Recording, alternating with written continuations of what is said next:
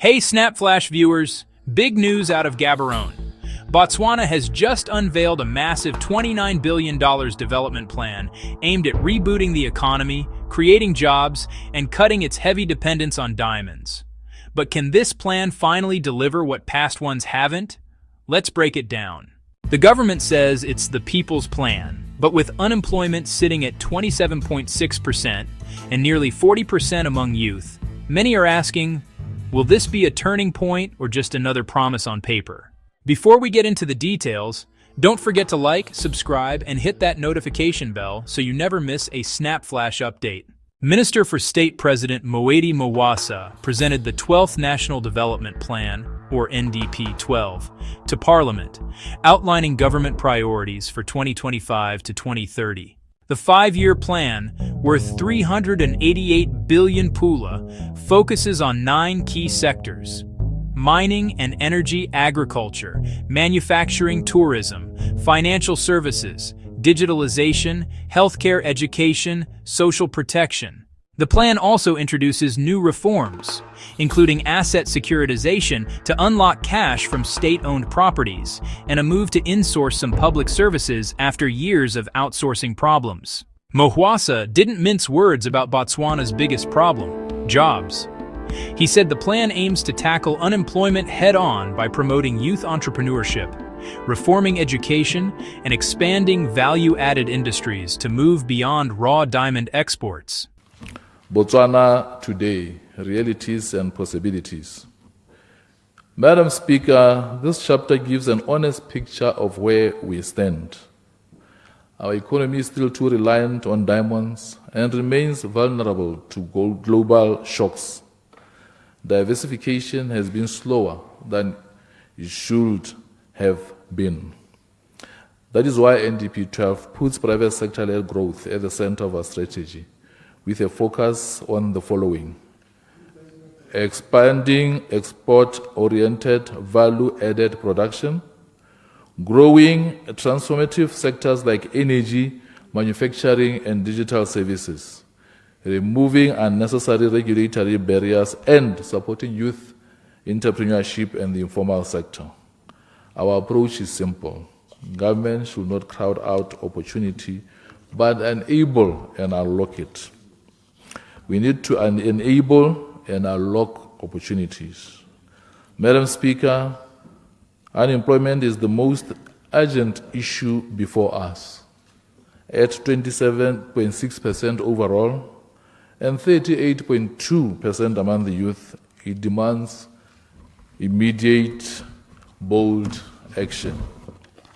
The plan prioritizes reforming education and skills training to meet market needs, promoting youth entrepreneurship and international exposure, and creating jobs in key sectors such as agriculture, tourism, and ICT. Through these development goals, we are turning political promises into actual policy. Madam Speaker, we also face fiscal pressures, with deficits of around 2.6 to 2.9% of GDP. Our response is clear. We are intending to rebuild fiscal buffers, especially the government investment account, improve spending efficiency, grow non-mining revenues, and attract more strategic investment and partnerships. Through discipline and smart investment, NDP-12 lays the foundation for long-term stability and resilience. Chapter 7, delivering on our commitments. Madam Speaker, one message came through clearly from the public implementation.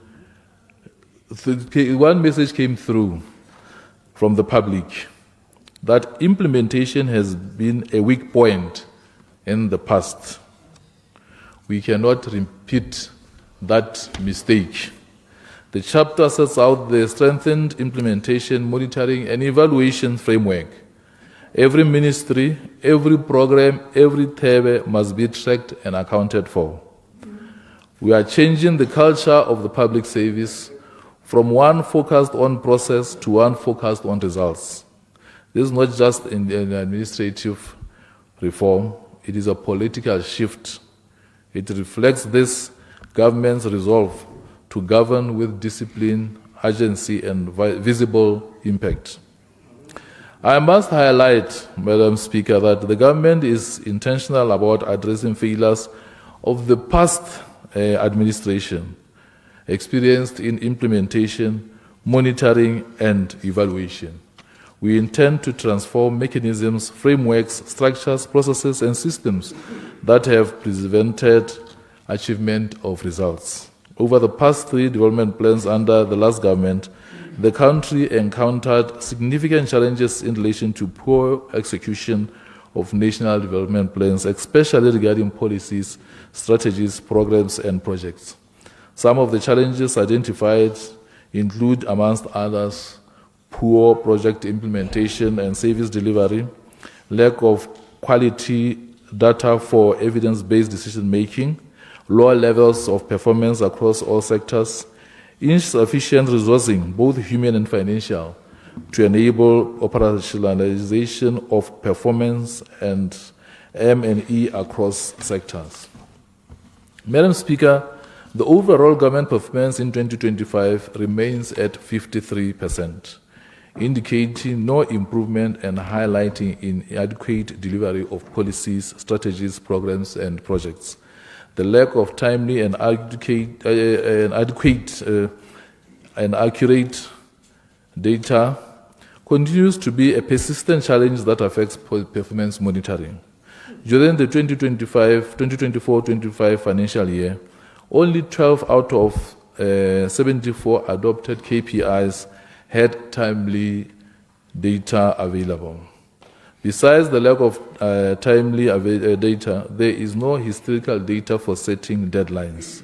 Furthermore, National Planning Commission Q1 Project Implementation Report for 2025-2026 indicates that 0% of projects were completed on time, within budget, and within scope. Persistent poor service delivery across the country remains a consistent challenge as a legacy of past failures. This government is facing these challenges head-on with full confidence in our capacity to turn around this situation. Community-based reports from 2017, 2021, and 2024, which assess customer satisfaction with local services, show scores below 50, 58, and 58 respectively. This results from poor planning, insufficient skills, weak monitoring and evaluation, and a mismatch between planned initiatives and available resources. Given the need to change the status, the implementation chapter aims to improve national service delivery through an innovative implementation mechanism and the institutionalization of monitoring and evaluation. This will be achieved through 3 pillars: implementation coordination, monitoring and evaluation, and the institutionalization of continuous problem-solving and rapid response. Consistent with these pillars, the strategic initiatives expected to drive change are innovative implementation mechanisms, data management, and the institutionalization of the national monitoring and evaluation system. These initiatives will be supported by capacity building in implementation, monitoring and evaluation, data management, and service delivery. Additionally, the digitalization of project management and national monitoring and evaluation system include data management tools across the entire statistical value chain to improve performance monitoring and evaluation, and will be pursued. It is important to emphasize the importance of data in support of informed decision-making across the various sectors. The NDP 12 therefore commits to ensuring that robust data management strategies will be put in place to address data gaps that exist in our national statistical system through the implementation of Botswana strategy for the development of statistics. Moreover, the institutions responsible for performance management at the core of the delivery system will be strengthened. This includes the Advisory Council of the National Planning Commission, district performance management structures led by district commissioners, sectoral labs led by sectoral chairs and NPC, and the top-level leadership, the President and the Cabinet. All these efforts will require a corresponding budget. The government is dedicated to providing the necessary resources for the implementation of the planned policies, strategies, programs, and projects. The feasibility of the plan has been enhanced by developing 3 foot plans for the public investment program, referred to as Part 2, which will later be presented before this House. So here's the big question. Will this plan truly transform Botswana's economy, or will it join a long list of well-written blueprints that never left the shelf? Drop your thoughts in the comments. And don't forget to like, subscribe, and hit that bell for more SnapFlash breakdowns on the stories shaping Botswana and beyond. With debate now underway in Parliament, all eyes are on how the government plans to turn billions of pula into real jobs and lasting impact. One thing's for sure. The next 5 years will test Botswana's vision for a diversified, inclusive future. Thanks for watching SnapFlash, where we keep questioning and stay informed.